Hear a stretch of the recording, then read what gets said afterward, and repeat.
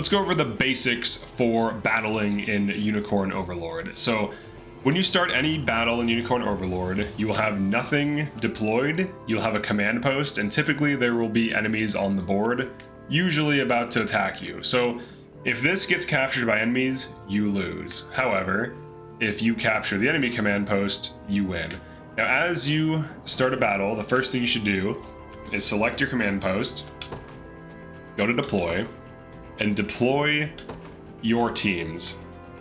So these are units that you can create and edit at any time before a battle. So for example, if I go to unit formation and I want to add something to Yosef's group, like Chloe for example, so she can heal him, now we have a super group that will carry our early game. And if we want to go to Elaine's group and give him Clive, now he has tanking in the front lines, damage in the back lines. And this has tanking in the front lines and damage and healing in the back lines. Now for Lex's units, Lex I actually kind of recommend switching for Hodrick so that he can actually tank. And then you can also replace, you can just run Travis, who's typically a little bit better.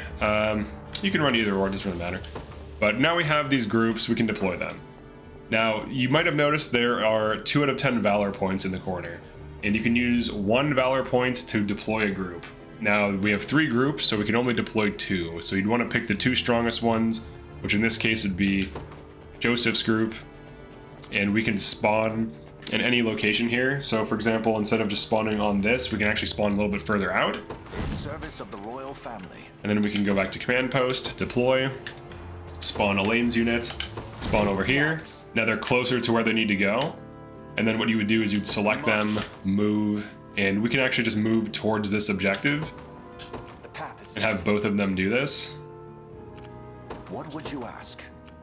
And as they're moving, they will bump into these enemies. If they collide, if their circles overlap even slightly, you will enter a battle. So let's actually check that out. All right, so we've entered a battle. Right, now before we do this, we can actually swap units. You might have noticed there's a bigger circle, and if any allied units are within that circle, if you hit left or right bumper, you can actually switch combats. So Yosef's group will destroy this group. This group could fight it, taking some damage, but this group needs XP, so we're gonna have them do this. And when we fight, the big numbers above each unit on the field, these are the stamina numbers, these decrease 1 per combat. So if you have 6 stamina and the enemy has 6 stamina and you fight, you both go down to 5. And when you hit 0, you enter what is called wait time, where you're waiting to recover. And during this, you're very vulnerable. So it's generally something you don't want to have happen. So we'll go into a combat. Now the way combat works is each character has action points and passive points, or red diamonds for action points, blue diamonds for passive points. When all of the red diamonds on each side are used, combat is over, and then any passive abilities, triggers or otherwise, can trigger at the end. So parting blow is a trigger that triggers at the end of combat for extra damage from a specific class. And now that we've won, so our stamina goes down, the winner keeps their position, the loser gets bounced away unless you're on a fort. If you're on a fort and you win, it doesn't matter, you get bounced away, but you do not get stunned. So when you lose, you enter what is called wait time, where you're basically on cooldown and you can counterattack, but if something attacks you, all of the other side's units, like their characters, get to perform their attacks first. Normally what it does, it looks at the initiative stats. So if I go to character list, just pick a guy, go to stats, you can see at the very bottom on the right, it says initiative. There's a little like purple flag. The higher this is, the faster you are essentially. So if your initiative is 20 and another enemy has initiative 18, you will perform your attack before them. Now this can matter if your attack is like a stun, because then if you stun them, they get to do their attack last after everyone else has done theirs, and potentially they could be killed off of this. So initiative does matter for hitting first, and also it determines the attack order. So it's not random if you're wondering why, certain units attack. So for example, this guy, he's a tank, 4 initiative, very slow, always goes last. Thief, very fast, high initiative, 25. So he will almost always go first. When attacking, he will almost always go last. Now he has passive abilities that trigger when he and other things are attacked. So even though he's a slow attacker, he still has utility, defense, and still interacts with other attackers in a way that's still useful and relevant. So he's not just like objectively worse than a thief, for example. Okay, and then what happens if you follow up is you get what is called first strike. So we all get to attack them for free, and we actually get to heal and kill them off of this. So if you lose a battle and you have no allies around, this could happen to you too, where they first strike you and then that unit's knocked out of the battle. Now there is no permadeath. Units are not lost permanently, but they are able to be redeployed in future battles. So kind of similar to chess pieces. If part of your team is still alive and some of them are dead, you can send them to any fort or your starting location, and they will regain health slowly over time and actually resurrect. So all is not lost if some people die, but the whole unit doesn't die. Also note, I had 6 stamina starting out, now I have 4. So as I'm fighting these enemies on the way to this harbor, I'm steadily losing stamina. So the way to view these 2 units is that I have 9 total stamina, or in other words, I can attack 9 separate times before I go into wait time and then are vulnerable. Now, when you do run low on stamina, like let's say you're at 1, you can regain stamina by chilling out on a fort, like being garrisoned, and it has to specifically say green plus, and there's like a green bar, and it says steady stamina recovery. So for example, if I capture this harbor, you can see steady stamina recovery, steady HP recovery under garrison effects. If I capture this bridge, it does not do that.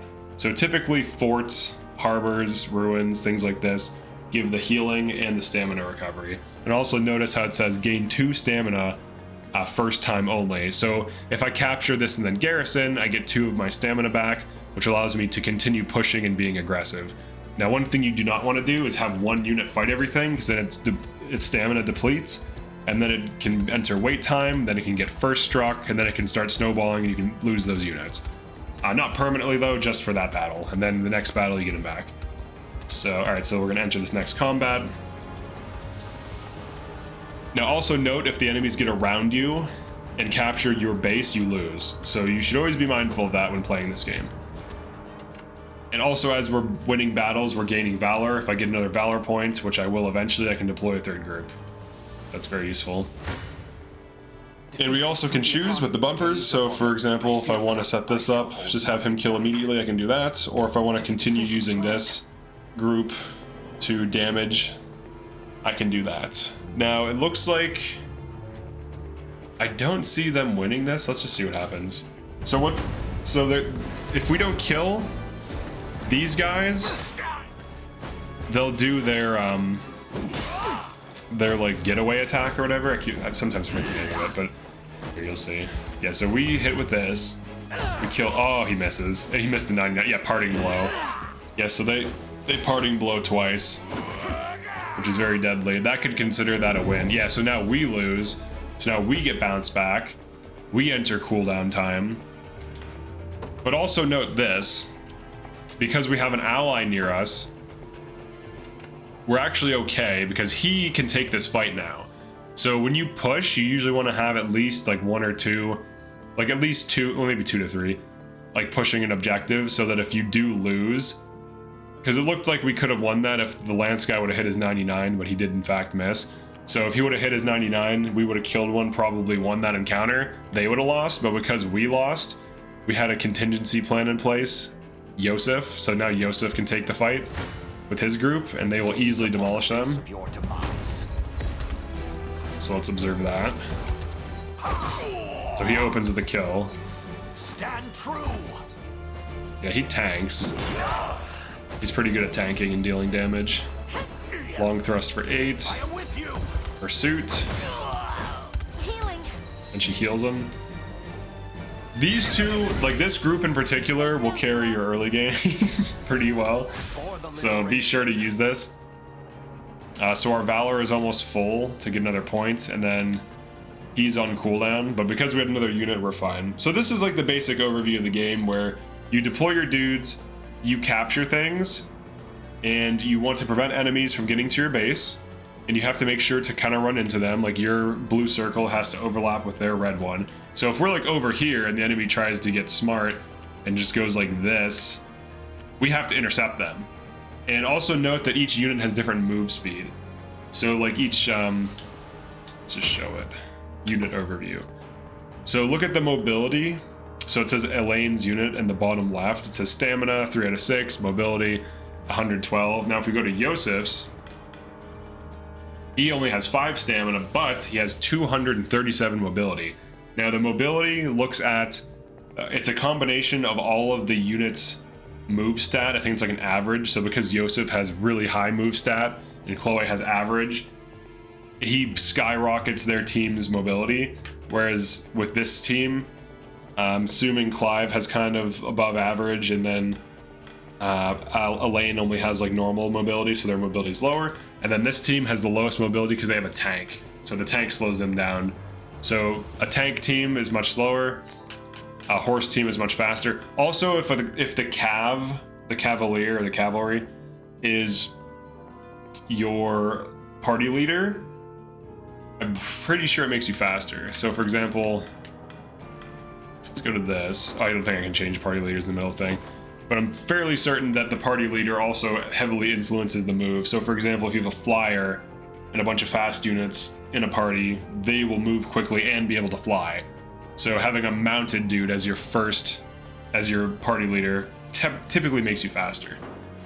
But the general gameplay, keep your thing safe, destroy their thing, capture points, manage stamina, try not to get put into this state.